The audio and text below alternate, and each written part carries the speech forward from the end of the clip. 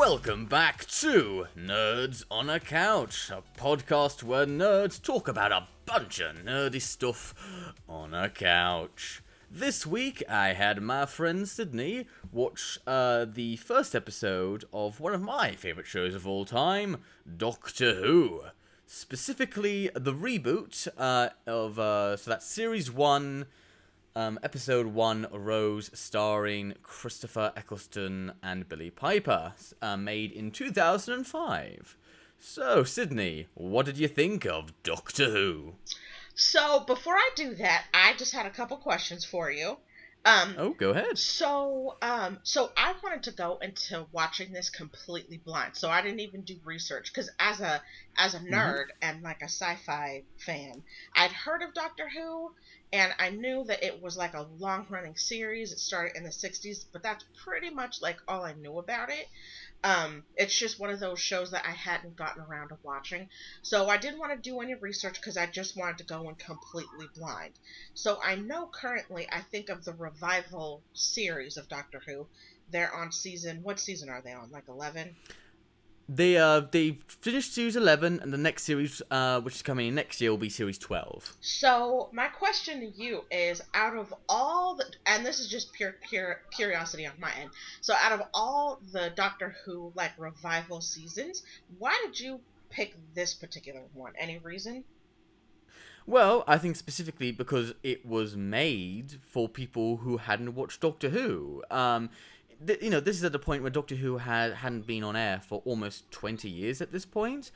And so I think it does a really good job of reintroducing a whole new generation to the show. Plus, I think it's just a really great series. The first series, it has just some really strong writing. Yes. So my thought of Doctor Who was I liked it. So as I said before, I hadn't watched any of them. And so I wanted a complete... Which is what this episode is made for. Right, exactly, right? But I liked it. I mean, yeah, it was kind of hokey because it was from 2005, but things like that don't really bother me, because the special effects were kind of kooky. But again, if anything, sometimes that can make something, like, even more adorable. So that doesn't bother me, and I think it's within keeping of that first episode. So I liked it. There were several, like, some parts of it were hokey, some parts of it were cool, some parts of it were really exciting. I really liked it. I liked Billie Piper. I thought so one of the lines that I really liked was when Doctor Who he's tracking that alien organism thing, and the nesting consciousness. Yes, and he tracks it to Rose's apartment. They talk, and then she's basically like, who are you? Like, you do this all the time? Like, what's your deal? Where do you come from? What's going on? And then I like the line that he says where he goes, what I always find fascinating is when you were a kid and for the first time people tell you that the world is speeding so fast. He's like, but I feel it. I feel that we're hurtling through space. I feel, turn of the earth. That, right. And he's like, that is who I am. And I was like, oh, that's awesome. That was so cool. So there are a lot of lines that I really like. And I really like the fantasy aspect of it. It's really cool because you have this, this young woman who is just going about her very mundane life, working, having a boyfriend, having a parental figure that kind of gets on her nerves, but she loves anyway.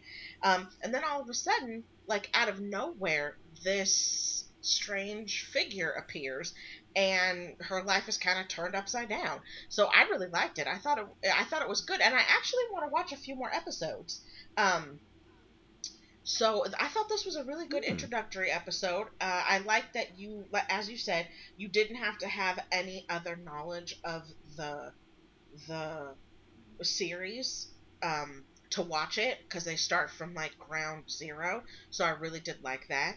As I said before, the effects were kind of kooky in some places, but it added to the adorableness. So that didn't bother me at all. Yeah, I really liked it. I thought it was good. Oh, I'm glad to hear that. Yeah, Doctor Who is a very interesting show. I think it's Russell T Davis does quite well is mix. I like that it wasn't just a complete serious reboot. It has its dramatic elements, but I like that Russell T Davis isn't afraid to get a bit weird and kooky. Like there's a lot of just goofy jokes in here, like when the bin eats Mickey and it burps afterwards. Yeah. You know what I was thinking would be fun is I think it would be fun to do a mashup between the Guardians of the Galaxy and Doctor Who. I think that'd be so fun to watch. Oh, that'd be interesting. Right? Yeah, because they do have very similar vibes at times. Very wacky space adventure. Yeah, it's really interesting to see like how they updated it in the way they did because back in the classic series, Doctor Who was famous for like having its sets were like made out of cardboard and like having things almost fall over, and like rubber monsters that like heads almost popped off. And I like that with this series, it's gotten like this whole new nice coat of paint so that it looks a bit more professional, but it still has a bunch of goofy stuff and yeah, like there's like the big, very dated CGI monster at the end. And can It's I almost as funny. And can I ask? So there were a couple of. So as I said before, I'm not too familiar with the Doctor Who franchise, but there are some things that are just if you like sci-fi, you're aware of, like the TARDIS. So I was really interested to see how they introduced the TARDIS. So I was really looking forward to that scene, and I liked how they went about it. How they're being chased by like all these mannequins. And then, can I just say, FYI, she was living like a real life nightmare. Has she never seen a horror movie? You don't go to like a basement, right? And like the mall is closing up, and you go into a dark basement, sub basement level filled with mannequins. Has she never seen a horror movie before? I would have been Well, I like, get oh like hell no! I would have locked my black ass out. Hell no! Because she was well, giving that I guy. love how she tries to rationalize it though. Like it's like it is just like a prank. Like all these to get all these people, dressing up and acting dumb. They must be students, right? Oh hell no, Tom! The moment I looked down that corridor and I saw like a kind of like a dark, creepy room with all the mannequins, I'm turning around and walking away. I was like, hell no. That technician guy can wait till the morning to get his lottery money. No, thank you. Oh yeah. So I really liked how they introduced the TARDIS, and she's so like shocked when she runs in that she runs out, even though. So to set that scene up where the TARDIS is introduced to people that haven't seen it is they're basically being chased by a group of mannequins, and so they are in a like alley, and there's no escape except for this big ass like telephone booth. And so she sees the doctor run into it, and she's like, "What are you doing? We're about to be like killed by an army of plastic men. You can't just run into like a telephone booth. That's not going to stop them." And so she runs in too because she's got no other options. And then before the camera like pans so you see her perspective, you just see like a shot of her, and like her eyes are wide, like she can't believe what she's seeing. And I leaned really close to the screen because I was like, "Ooh, what does it look like? What does she see?" And then she's so surprised that even though there's like a small mob of plastic men ready to like kill them, she runs out of the TARDIS because she's just like, "What just happened?" And then she runs around the phone booth like she can't believe what she just saw, and then she runs back in, and then we get to see the whole grand inside.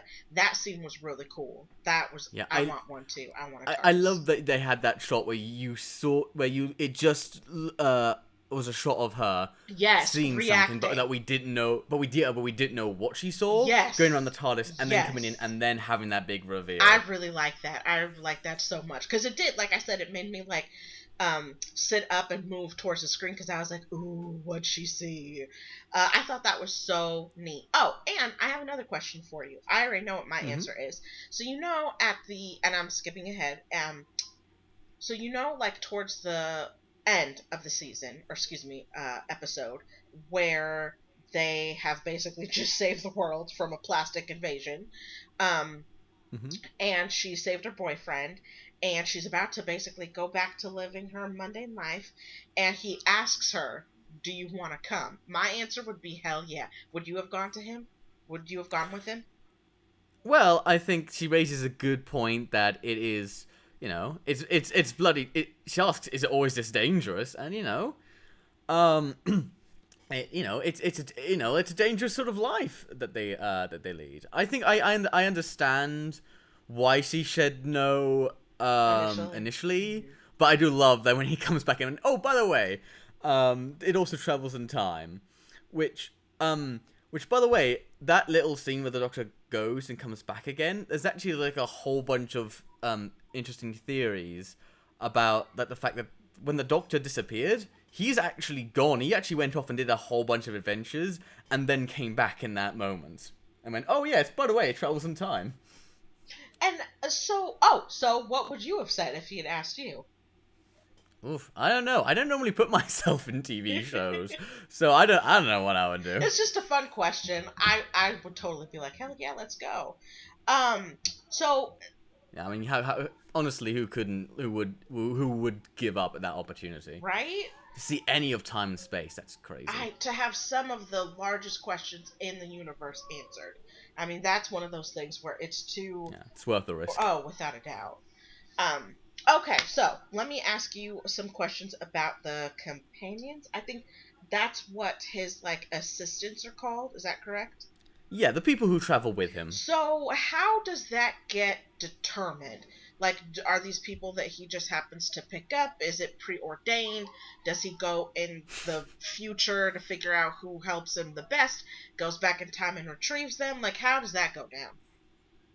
Well, there's a few different ways. I think the general, um, the most general way that it happens, which is my personal favorite, is he just meets people and he likes them. They get along, and he's like, come with me. And as the series progresses, you will see, like sometimes he'll meet people, and they'll travel with him, and sometimes they get along, and sometimes maybe he realizes, oh, maybe this guy's kind of a dick, and maybe I shouldn't have invited him around. So it's like that's the usual way, but sometimes things get a little weird. Like sometimes, like there's one companion who he meets first as a little girl, and then accidentally comes back, and it's been 20 years later.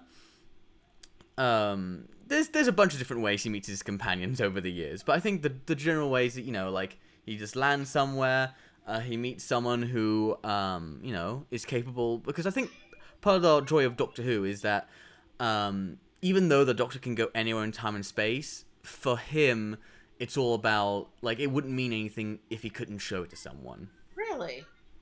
Yeah, and so that's why like he constantly gets companions. It's because it's because he wants to just show the universe to people. And so, as a non Doctor Who buff, what is he? Is he an alien? What is he? Well, I won't say too much because how the series progresses, actually, you get to know a little more and more about him. Um, uh, so, well, I think the majority of what you need to know in this is established. He's an alien who just happens to look human, and he can travel in time and space. It's I think part of the allure of the show is you don't know who the Doctor is a lot of the time. I mean, the show is called Doctor Who because the more the more questions you have about him. And then, so since this is a revival, did they change around any of the? Because this Doctor Who, the franchise started in what, the 60s? Is that fair to say? 1963. So did they make like any updates or besides like CGI and technology with special effects? Did they make like any big changes from the original source material to the revival? Um, yeah, I think the biggest difference is one, the episodes are a lot shorter. Doctor Who was a lot more serialized. There would be like at least the standard would be 4 20-minute episodes, so that each episode would have parts to it, and sometimes they would go from like 2 parts to 12. Whoa. And oh yeah, it got really weird. There were some long episodes, but with this, they made it a bit more concise. So they made like the episodes themselves. have more of a beginning and an ending. Although they do keep some multi-part stories in the mix. But I think the biggest difference here is updating the story for a 20th century audience is that it's a lot more character focused. I think the more the Doctor Who episodes in the past were a bit more kind of like Twilight Zone episodes, where like it was about like an idea or stopping an alien menace. Whether in this you really get in the new series, they really delved into the relationships between the Doctor and his companions, and how it affects them mentally. This is one of the first times where we actually explored what a companion's family life is like beforehand. We get to know Rose's mother, her boyfriend, and they'll be recurring. They'll be coming back throughout the show. Yes. So that's the biggest difference, I would say, is just focusing on more of character dynamics. And I think it's just Russell Davies was really good about making the show a bit more self-aware. I think like Doctor Who has been in many different creators' hands, but I think it's best when like it understands that it's always going to have a silly edge, but still be able to tell really interesting and out there stories. It's I think, but the biggest thing, which I think what made this show a success, is the fact that it didn't try to hold itself down to canon. Like, for example, there was a failed TV movie made by America where they got the original Doctor from the classic series, had him regenerate into a brand new person, and carried a whole bunch of like the lore that the TV series was going on. But by this point, Doctor Who was in a very similar state that Batman was before The Dark Knight came out. And that is to say, like, from a cultural perspective, it was kind of seen as kind of naff. Like, the previous Batman movie before The Dark Knight was, like, Batman and Robin. Got it. And Doctor Who got a bit, like, weird and dumb toward the end of its era. And so that's kind of what the general view of it was. When I actually got into the show before the new series came out, and I was made fun of liking that old dumb show from the 80s. And so I think what this did very well is making it seem like a modern show. It has, like, by having the main character be like this ordinary person, instead of making the Doctor, who was the main character in the classic series, it made the companion the main character. And I think that works really well because Rose is used as a surrogate for the audience as an introduction to this world, because she doesn't know the Doctor or this crazy world. She's just this ordinary person living in like this low-income flat with a mum when her world is completely turned upside down. And that's something that Russell Davies as a writer is really good at, is making the ordinary extraordinary. And so how long does a set of companions last? Like, do they change season to season? Are there like carryovers? How does that work? It's a mixture bag. I think the longest a companion had stayed for was 3.5 years. Oh. Sometimes they only last a year. Sometimes they only last 2 episodes. So when you say year, do you mean seasons? Because you said 3.5 seasons. Well, or 3.5 years. Does that mean 3.5 seasons? Doctor Who seasons don't always make sense. Because sometimes they're split up. So I go by years, because like, there were some companions who were like technically there for 3 years, but were only in 2 seasons. Oh God, that sounds. Doctor Who. Sometimes Doctor Who goes on breaks. It sometimes splits seasons up. It's like, it's not an American show that has like a full budget a lot of the times. Like the BBC can sometimes be sporadic, and sometimes the show has to make allowances. For example, there has been no season of Doctor Who this year. What? Yeah, no, they took a break, and they won't be coming till next year. It sucks, but that happens sometimes with Doctor Who, and I think that's a big thing. The Doctor Who struggled with in its early life was trying to compete against big American shows, because the BBC is a publicly funded program, and sometimes can't always live up to the production values of American TV, but hey, it tries its best. And especially with sci-fi, because sci-fi is a particular technology beast. Exactly, and you'll see that especially in the next episode of Doctor Who, which is set at the end of the world. Oh yeah, I saw a preview for that, and I was like, okay, I'm Yeah. gonna go watch that. I'm like, this looks awesome. Um, so what was it? So then I had okay. So for the Doctor, kind of the same thing that I asked for the companion. So does the actor that plays the Doctor change season to season? Is or like are there is he or Again, she it's all up to the actor how long they want to stay in the role. really? So it's Most of not the up to the time. show? So the show's not like, oh, Um, you're only doing this for one season. no, it's generally up to the actor. There's only been one time where a doctor was actually fired, and they said, "All right, we want a new guy," and that's when the show was really struggling to maintain viewers. So the showrunners were like, "All right, just give us a new doctor to try and boost the Was ratings." that the one in the 80s that you referenced that you watched? That was in the 80s when times were not great for Doctor Who.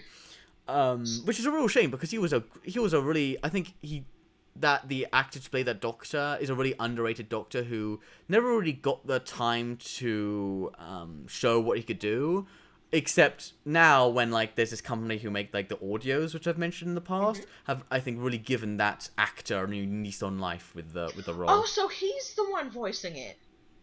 Oh, they actually bring back. I think they've brought back now all of the surviving Doctors from the classic series. Wait, you and said now they're surviving? even doing The Doctor dies? the actors do. I mean, remember Oh! the show has I been thought you out meant since the- I 1963. thought you meant the character. I was like, oh, Well, no. well, that is actually how the Doctor regenerates. Is when What? the character dies, his alien race has a little trick to stave off death by reincarnating themselves, regenerating themselves. So, okay, so question with that. So when you say okay, so let me think how to phrase this question. Again, so are the they or do you not want to say because that's giving stuff away? Well, I don't want to say too much because the show will explain all Tom, of this you're as it killing goes me along. here. Okay. Again, this show is made for people so that they don't have to go up and read a whole bunch of stuff on Wiki. And I'll say in the next episode, you will get to know a lot more about kind of who the Doctor is and the reasons behind what he's doing and why he's doing it. The next episode goes into a lot more of who the Doctor is. Okay, does his race have like special powers or is it all like technology based? To an extent. I mean, a lot of that is shrouded in mystery. Damn it, Tom! Okay, look, I'm a huge fan of Doctor Who. I could tell you the exact reasons and who came up with the regeneration. I know, but you don't want to ruin it for me. But like that because that's part of the things fun. that I know about like how Time Lords are able to regenerate is from a book or on audio, like made for nerds of nerds. Like I'm guessing if I told you like about Rassilon and Gallifrey and Kasterborous, it wouldn't really mean anything because like that's just lore stuff. Where like what this show is good at is like the lore is still there. And you do get breadcrumbs about what happened, but it's really good about saying, okay, well, what's important about Doctor Who and what makes Doctor Who Doctor Who? Right. And that is the Doctor themselves, the companion, the relationship, and the interesting worlds that they explore. Like one episode you could be going to the end of the world, the next episode you could meet Charles Dickens and fight ghosts. Another episode, aliens could be living inside humans, and your school teachers could be aliens. It's all about exploring crazy ideas. So I would say like, for the time being, I will hold off on fully unleashing my nerdy stuff about it. Okay. I just want you to just enjoy the stories and the information and how it's given to you. Okay. Because I think the first series does a really good job of introducing you to all of these elements that makes Doctor Who Doctor Who. Okay, then next question. For Doctor Who, because that can't be his name. Okay. Well, his name's not Doctor Who. It's the Doctor. That's right. So do we ever find out exactly his name? And is the Doctor a man or a woman? Or is that immaterial? That it's like what we see is just the shell and not necessarily what they are? It's kind of changed over the years, back in the day, there were Time Lords and Time Ladies, and for example, the Doctor actually traveled with a Time Lady companion, and she's regenerated multiple times, and each time she was a woman. However, to kind of go along with, I think, more progressive times, they've kind of changed the canon, which I was a little resistant to in the start, but as I grew older, I kind of accepted that that's just something that happens because Doctor Who is such a cultural icon for Britain and the rest of the world even, that it kind of makes, it's kind of a willing sacrifice to change a bit of the canon to allow an actress to play the Doctor. For example, the current Doctor is a female. Right, and I had heard about that. And I get that because certain things, because Doctor Who is, like you said, a cultural icon, and with that, you have to adjust to the cultural times, the Yes, so progressive they have times. they've kind of changed what the Time Lord's biology kind of means, and so now it's kind of it is just kind of like, well, it's, I mean, at the end of the day, the Doctor is an alien who changes faces and has, like, weird telepathical powers, so, And yeah, it's, I think, with each regeneration, the Doctor, the personality of the morals and who the Doctor is as a character is the same, but each version of the Doctor is slightly different. It's not just like James Bond where they're basically the same person. mm-hmm. The Doctor changes his personality. So there are some more funny Doctors, there are more serious Doctors. This Doctor, for example, is a lot more of a dick. He's kind of but there's a reason why he's more of a dick. He's kind of more of a dick than other Doctors. And which they'll explore in the next episode. okay, so that brings me, because you said plural Doctors. So what makes, okay, so this is a two-part question. One, in the home planet or world or culture of whatever Doctor Who is he high up and important? And why do we focus on this particular Time Lord?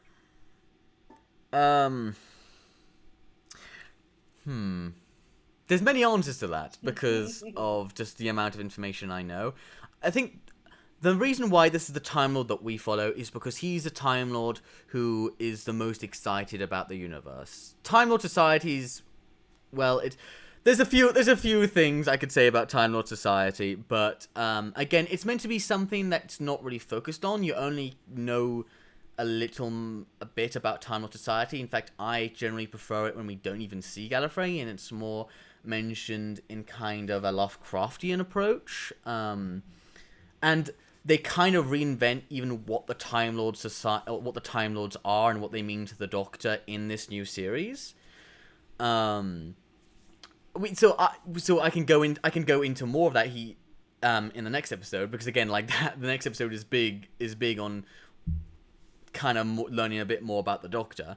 But at the end of the day, the character of the Doctor was made before the Time Lords. The Time Lords, in fact, even the name of what the Time Lords are weren't even made until years later, and until I think 6 years after the show had even been made, because the focus on the show isn't this alien society. It's about ordinary people and this really strange person who you're not quite sure even is Doctor Who, visiting different times and places, and standing up for what's right. So, okay. So, are there other doctors that do what this Doctor Who does, where he's trying to help save the day and things like that? And is his society are they good guys, are they bad guys, or are they kind of like the Marvel Watchers, where they're not good or bad, they're just part of the fabric of the universe? Again, I kind of want to say as little as I can about Time Lords at this moment. Okay. But I will say that in terms of question about the Doctor, yeah, almost all of the incarnations have a set moral belief and of doing the right thing. It's kind of wavery because there are times where he goes back in history and visits terrible events and he can't interfere, but yet he does. but yet he interferes somewhere else. It's kind of a thing Doctor Who plays with, but I think at the core of the character, it's a person who wants the universe, but doesn't just stand by. Who he helps where he can, and fights alien menaces if they, if when they present themselves. There are some certain incarnations that play around with this concept, but there is the core concept of at the core of what the Doctor is, he is a good person trying to save as many people and do the right thing. God. You know, like he's a character who doesn't carry the kun, but has two hearts. Oh. So then, do we get into like his family and like what made him like? Do you become a Time Lord? Are you already, or excuse me, a doctor? So do you become a doctor? Are you born a doctor? And what does it mean to be a doctor? Like, is it a test, or just if you're born in that society, you're automatically like a doctor? Well, the Doctor is actually a name that he chose for himself as like a promise to himself. To not be cruel or cowardly, to stand up for what's right. And most Time Lords actually kind of have like dumb name, like Raman of Alatralunda and Rassilon and Omega, but the Doctor specifically chose his name, and no one knows what the Doctor's real name is. I mean, that's it's literally a part of the show. Doctor Who is this man? The show plays with the fact, like in the next episode, Rose realizes, shit, I don't even know this guy's name, and that's because the Doctor doesn't have a name. The Doctor is his name because that's a promise he makes, and then that carries over to characters like there's characters called the Master who have a very similar way of naming themselves, but of course they name themselves that name means something very different to that character. So then, okay, so with a show like this that travels through time, space, worlds, all that stuff, there are an array of aliens, I'm gonna guess. So are there any like super cool aliens that like okay, so are there any aliens that are like all powerful that we get to meet? Yeah, there is the classic Doctor Who alien, the Daleks, which are the pepper pots of doom. Oh. That doesn't which is sound personally nice. actually Uh-oh. well, they're actually one of my favorite villains, and they've been around since the second episode, the very second episode of the show, and they've been a staple of it since. Which is, I think the Doctor Who is generally a show about throwing a whole bunch of different monsters at the wall. So like the Daleks, for example, have been an analogy for nuclear war. They were born in nuclear war, and now they live in like they're little squids who live in giant tanks that surround them. There's also the Cybermen, which is an allegory for synthetic limbs and like how far does humanity merge with technology. And then there's also just creepy stuff like the Weeping Angels, which are statues where when you look at them they turn to stone, but when you look away they come alive. That's creepy. And they move. Are they good guys? And bad all guys? this well, what I love about the Weeping Angels is you don't know. They indirectly kill people, but it's kind of like a nature versus nurture thing where like they're bad. They're bad to us, but it's also just kind of part of their nature, and we don't really know a lot about them. And I think that's what gives them a real some added real fear. But Doctor Who's constantly throwing out like ideas, and like for example, the monster in this episode is, what if those creepy mannequins that you always see everywhere came to life and killed you? Yeah, I'm pretty sure I've had that nightmare. I was like, oh no, this is not cool. Well, you can imagine as a kid, watching that episode as a kid, and then next time you go to the store, being a bit afraid of the mannequin there. I think that's what the Doctor Who does really well, is making ordinary things terrifying. You know what I also liked? I liked when he was able to find the collective consciousness. Is that what it was called? The nesting consciousness. The nesting consciousness. And then he has that tube of liquid that will basically kill it. And Rose is Antiplastic. yeah, and Rose is like, okay, go kill it, go throw that thing in there. And he's like, no, I didn't come here to kill him. I came to talk. I've got to try first. And that I really liked.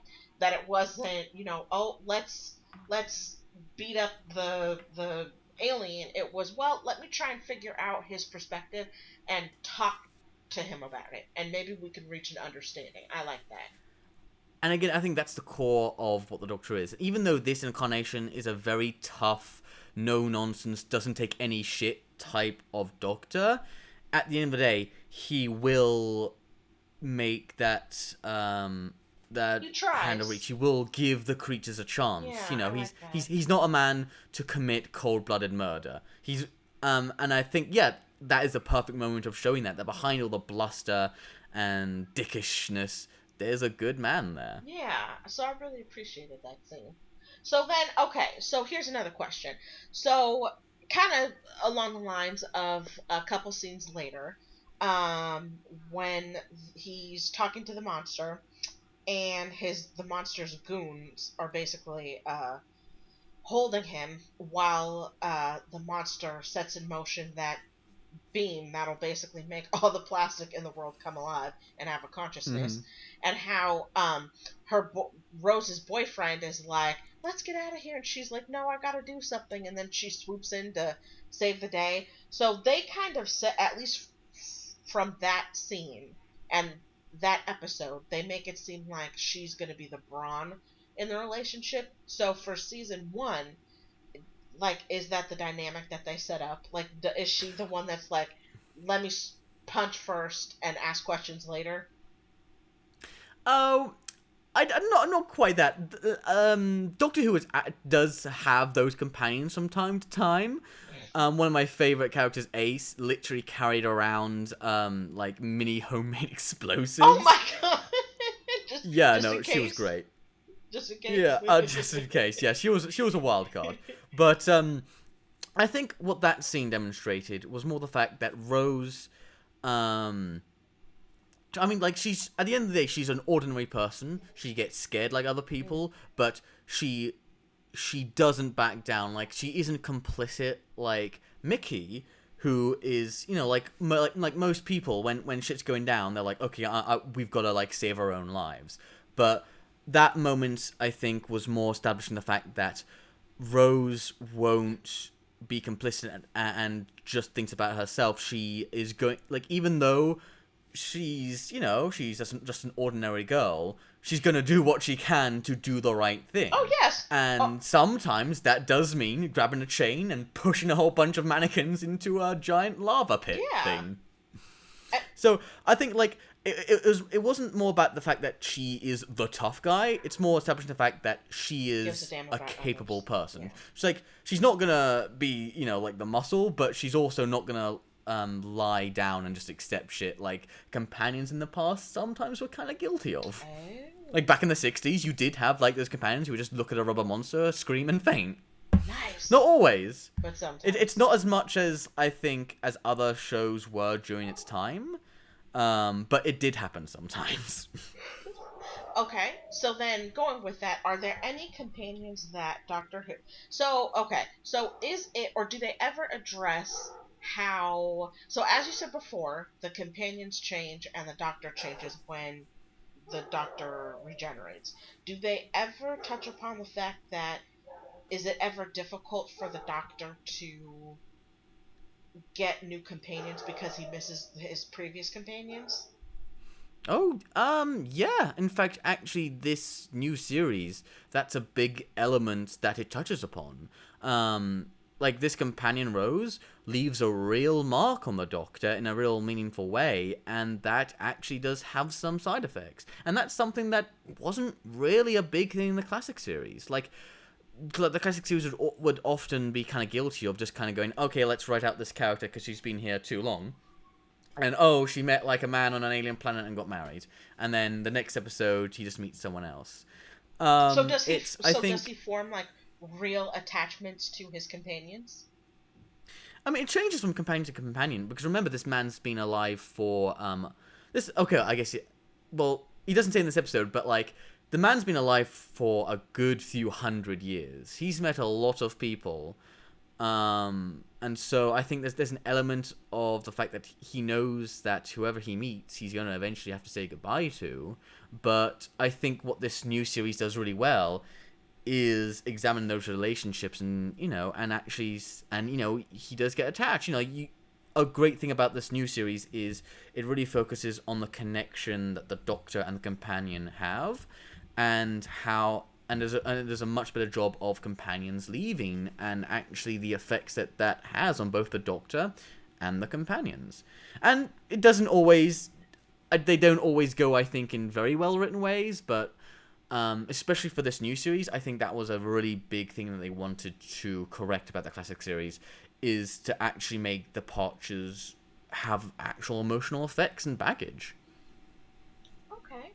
Again, you'll see all of this, coming. So, Cool. And then, you'll what were you gonna say? No, go on. Okay. No, let's go. And then, so are they, whatever his race is, are they immortal then? Because they just regenerate? Yes and no. Is that giving stuff away? It's not giving away. It's just that question kind of leads into some really nerdy, complicated stuff that's. Takes a while to explain, because technically they're supposed to have a 13 live limit, but one of the later writers kind of fucked that up, and now it doesn't make a lot of sense. But they are kind of immortal, but there's supposed to be a 13 live limit, but they've kind of surpassed that. Like, the Doctor is now.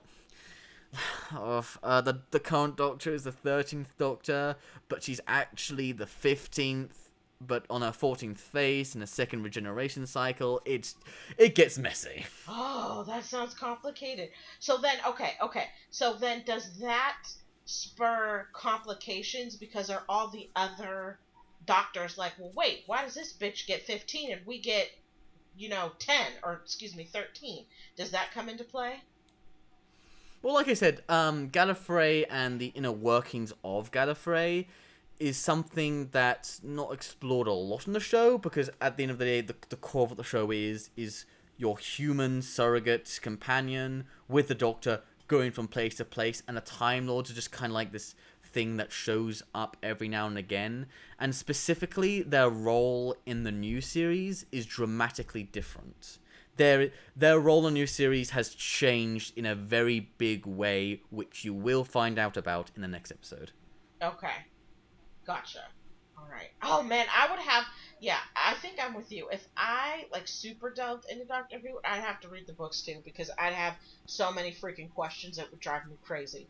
I'd be like, it's all there, for the most part, but I think, Doctor Who is sometimes less is more with Doctor Who. And, for example, I do not think we should ever know the Doctor's actual name, because it goes against his entire character dynamic. And they had an episode called Name of the Doctor, and, the entire Doctor Who fandom was like, oh shit, they're not gonna tell us his real name, are they? That just would not be good. But luckily, the episode was more about what the name of the Doctor means, and what the term Doctor means. So it ended up being alright. Oh, okay. I get it. That makes sense. But yeah, so I really liked it. Thank you for recommending it. I think I'm going to watch a few more. Anytime. Well, again, I'm really interested to see what you think of this next episode. What I like about Doctor Who is, yes, you have all this great lore and stuff, but it's a great just idea engine, where each episode can just be wildly different. Like, today was all about what if shop window dummies came to life, and the next episode is, oh, let's watch the end of the world. See, and I love stuff like that, because you could, there are a million story ideas with that alone. You could go, every episode is its own world and adventure. Anything could happen, and I think that's so cool. Yeah. And I think that's when you get some really great character development, because you're throwing them in impossible situations, and then you get introduced to awesome characters that, if the show wasn't as kind of wacky as it was, you wouldn't otherwise get to meet them. Like you said, these weeping angels. Now I want to find an episode where those things are in, because that sounded awesome. Well, you say that now, but then you watch it and you'll be bloody terrified because it was. It sounds creepy as It was. hell. I love it. Because when I watched it when I was 8, it legitimately gave me nightmares. Oh no!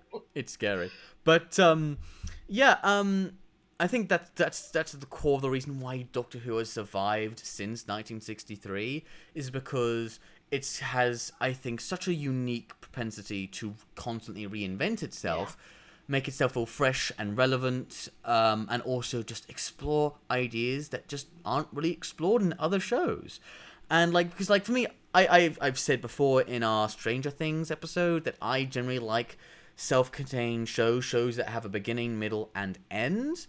But Doctor Who is one of those rare shows where I think it should never end because it's such a great type of show that it's a show that can go on forever and ever because it has such an amazing ability to completely reinvent itself and just tell new stories.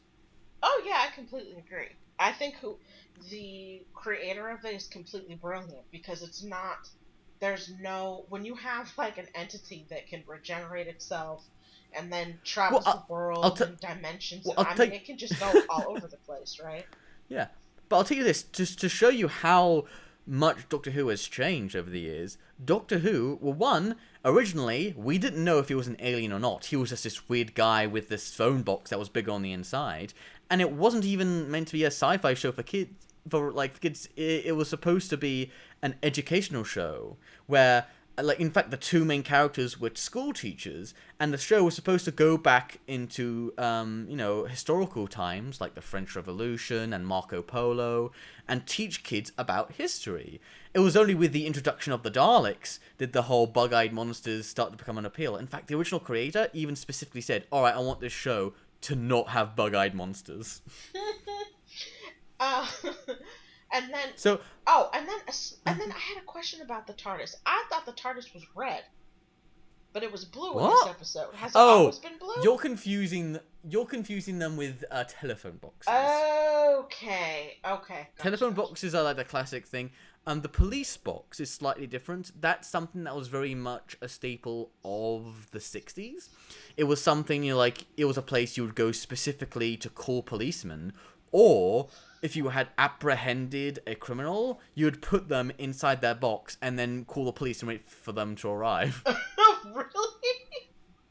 Yeah, it's a very outdated concept which they actually make fun of in the show. The explanation for that is that the TARDIS is supposed to blend in with its surroundings, but in this first episode of the show, the chameleon circuit broke and it got stuck as a police box from the 1960s. Oh, and the Doctor I love that explanation. That's awesome. So sometimes you do they? I don't think. Sometimes you see other TARDISes and they will change shape. Really? So is the TARDIS alive? Well, that's something that is kind of flirted with. Neil Gaiman actually wrote a really interesting episode concerning Wait, that. Shut your mouth. Did you just say that Neil Gaiman wrote an episode for Doctor Who? He actually wrote 2 episodes for the show. I love Neil Gaiman. Okay. So you've got that to look forward to. Yes. Doctor Who is such a great thing that it does attract a lot of talents. Heck yeah, I see why. It's just fun because it's fun to see. Okay, where are they gonna go to next? And that's what I love because it's so completely unpredictable. Like freaking at the end of the first episode that I watched when they were doing the sneak peek for the next episode, it's like a 10-second commercial for the next episode, and then they're standing in front of a big window that overlooks a planet that looks like it's Earth, and then he's like, wait for it, and then there's a big boom, and he goes, okay, you've just witnessed the apocalypse, the end of the world, and then you're like, okay, now I have to watch the next episode to see what the hell that's about. So it's just so much fun to see what adventure they go on. Exactly, yeah, and I think I like that it I think it has a good balance of just being super fun, but also not being afraid to go to some dark places sometimes. Like there's a scene in here where good old Clive, the conspiracy nut, is literally gunned down in front of his family. Yeah, I was like, oh damn, Like, they just went there. Oh god. Yeah, so that's why we like the show. I think like it does a good balance of having like fun, quirky like sci-fi stuff, and it is just I love the crazy ideas. But then, it can really turn around and hit you sometimes. Like I think, like this episode again is mainly just made for an introduction, but there are some episodes that will really hit home sometimes. Really? Yeah. So what did you think of Christopher Eccleston as the Doctor? So I was familiar with that actor, and I actually like that actor, so I was like, oh, cool. Where'd you know him from? So I had seen him in other movie. I can't think off the top of my head, but I've seen him in a whole bunch of stuff. And so I was familiar with that actor, and I liked him, so I was like, oh, okay, cool. So he's the Doctor, or he's the actor for this Doctor. So I was like, oh, that's cool. And I knew Billy London from like random stuff that I've seen throughout the years. So I was familiar with her. And I was like, oh, okay, so this looks like this might be, pretty fun, pretty good, because they've got some actors that I'm familiar with and I like. I liked him as the Doctor. So since I went in blind, I didn't know, like, the archetype that the Doctor was supposed to be. Like, is he an intellectual? Is he an adventurer? Like, I didn't have any of that background, so I was pretty much like a sponge, right? But I liked this Doctor. He was funny, zany, kind of, I wouldn't quite say dickish, that's a little strong, I think, at least, again, because I've only seen one episode, so he could have dick-like tendencies. There's the line of, who's Wilson? He's the electrician. Oh, Wilson's dead. He can be very detached sometimes. And I think you kind of explained why to an extent, in terms of, this is a person, an entity that's been around for hundreds of years. He's used to people dying, and then in service of the work that he does, that's going to be, an unfortunate side effect of what he does. Like, people are going to die, but he's kind of used to it because he's so old. But he was totally callous about it. So then that leads me to my next question. So because it seems like he can, again, just from this first episode, because it seems like he can be callous sometimes, does Billy act as a good, or excuse me, Rose, does Rose act as a good foil to make him to have like a little bit more sympathy, or is she meant to play that role? Well, I think you saw a hint of that in the scene where Rose realized after the Mickey clone came after them and they've landed next to the London Bridge, she has this moment of, oh gosh, I need to call Mickey's parents. And the Doctor's like, what? And then she has a go about him that, like, Mickey, my boyfriend, he died and you just forgot him. And he has this, a moment where, like, he has a temper sometimes and he's trying to defend himself. Like, oh, I forgot him, so I'm trying to save everyone else here. And he's a man who, like, there's little things that make him ecstatic, like when he's talking about the TARDIS and he strokes it with like, such a beam on his face. But yeah, there are, like, he does have a slight temper to him, and I think a big part of Rose's and Christopher Eccleston's Doctor is that dynamic. I think, like, Rose is a really, like, there's not too much I want to say because, like, again, there's a reason why he's got a bit of a temper that we find out in the next episode. But the Rose dynamic, I think, really helps with kind of, like, bringing him back to Earth. And, like, I think because she's just an ordinary person, she's, like, the Doctor can be thinking about, always generally thinking about, like, the bigger picture and, like, the things that are actually more important. But it's Rose who realizes the people who actually get hurt during, around him. And I think she really adds to that, to the dynamic of making the Doctor a bit more aware of his surroundings and less constantly focusing on the big picture. Mm. Well, yeah. So thank you very much for recommending this. I'm definitely going to watch some more episodes. I liked it. I'm really interested to see what your opinion is going to be now. Coming off the second episode, because it seems like you're really Like as much as this episode is mainly just it's mainly just like a hook, just like okay, we're getting an idea of what the Doctor is and how he operates, and again making the ordinary extraordinary. But I think the next episode is going to be interesting for you because it's going to delve more into who the Doctor is, why does he do what he does, and really strengthens what the relationship between Rose and the Doctor actually means. Like as travelers, as companions. Like, what does it mean to be? And let me ask this: do other Doctors have companions too? I think just about every Doctor has a companion. Like, there are times when the Doctor likes to travel alone for a bit after he's dealing with stuff, but the Doctor, again, like, he's just such a person who he craves companionship. He craves, like, for him, like, visiting the universe is all fun, but it's not fun if you don't have someone to share it with. So every Doctor, like, craves to have people around him that he can, like, see the universe new with their eyes. Because even though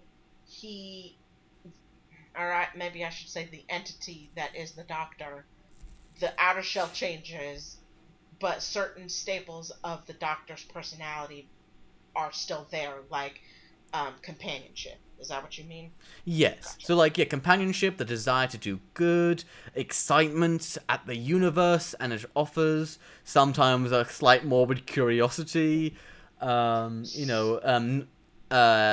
an ADHD, not being able to sit still, or he's always wanted to explore, he always wants to travel, but sometimes the way he goes about things are slightly different. Some Doctors are a bit more callous. Some Doctors are a bit more socially awkward. Some Doctors are just brimming with style and confidence. And other Doctors are more like a clown. It's Who's your favorite Doctor? I think they're all really good in, like, their own way. I think because the Doctor is... You can have such a different interpretation with each Doctor. I think that, like, each actor has brought something new to the role or something interesting, that they're good in their own right. That said, Christopher Eccleston is one of my favorites. Really? Oh, that's awesome. Well, again, he's the first Doctor I actually saw growing up. Like, I'd seen the classic series, but he was the first Doctor who was on the telly. So, he'll always have a special place in my heart. But also, like, he's just got such an enthusiasm and just a presence that he brings to the role. Like, he's scary one moment, and he's, like, utterly adorable in the next. And that's the thing about that actor, because a lot of times when I have seen him and stuff, for whatever reason, he's like the thug. Not always, but a lot of times he does play the because he can be a very imposing man. So oftentimes when I see him in other works, he is playing that character type because he does it very well. But it seems like he managed to win you over a bit. Oh yeah. Oh no, yeah. But every time I see him, he's not always, that imposing character. Just sometimes, and other times he's like cute and lovable. But I just like that actor. So immediately when I saw him, I was like, oh yay! It made me invested because I did like that actor to begin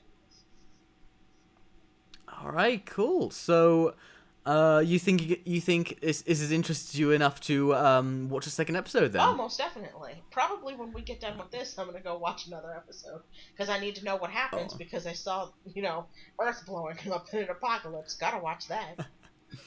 All right, fair play. Well, I would love to do a podcast about it then because because I could talk about each episode of Doctor Who for days. Man, I love the show. Good. Right?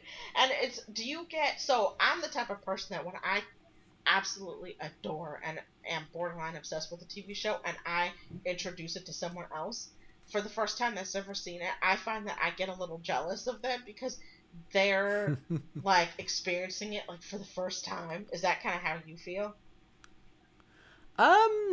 I'm just happy for more people to get into the show. I think I do get kind of a contact high of someone watching it for the first time. But then again, like, I've also watched all of these episodes so many times now. I don't know. They're just...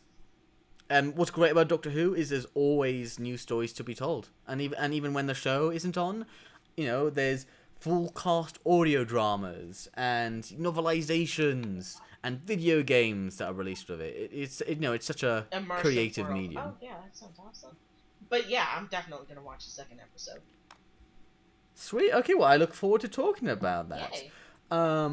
So now we move on to hopefully what is a rather quick things we like corner. I mean, things we're excited about corner. The things we're excited about corner.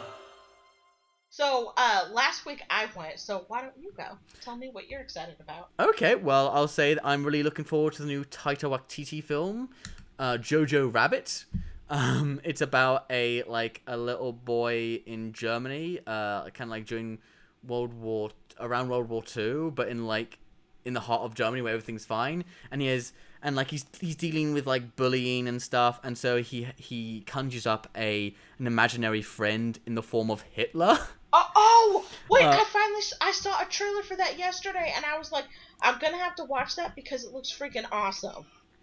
Yeah, I mean, well, it's Taika Waititi, and I've loved every single movie he's awesome. He's done. He's an awesome director. So, yeah. So again, I'm just and the concept alone is great of Taika Waititi playing an imaginary friend version of Hitler. Oh, it's great! I can't wait for it. That's Jojo Rabbit. Yeah, I'm on your plane. I'm excited to see that too. Oh, but that's not the things that I'm excited about. What are you excited about? I'll say for me, it's so I have DC Universe, which is the streaming platform for the DC Comics, and I'm really excited to watch Swamp Thing. So the final episode was just dropped, so now I'm gonna go in and watch all of first season. So I'm super excited about that, and First and the last. I know. Well, what I'm hoping happens is that it gets picked up somewhere else. I have my fingers crossed. Because apparently it's been getting really good reviews. Apparently people are really enjoying it. But because fingers crossed. Because I kind of have mixed feelings about the whole Swamp Thing franchise, because it's one of those where it's either going to be really awesome or really stupid because of it's really hard to recreate. Or with the name like Swamp Thing. I mean, right? And it's hard to do that character and monster right. Not especially representing what he's going to look like. Is it going to be more costume makeup? Is it going to be more CGI? There are just so many pitfalls that it's easy to slip through, and then before you even know what you've done, the character and the story is completely just dumb. But I remember when I saw the trailer for it, I was like, oh my god, this looks amazing. And then I watched the first 2 or 3 minutes of episode 1, and I was like, I think this is going to be a pretty damn good show.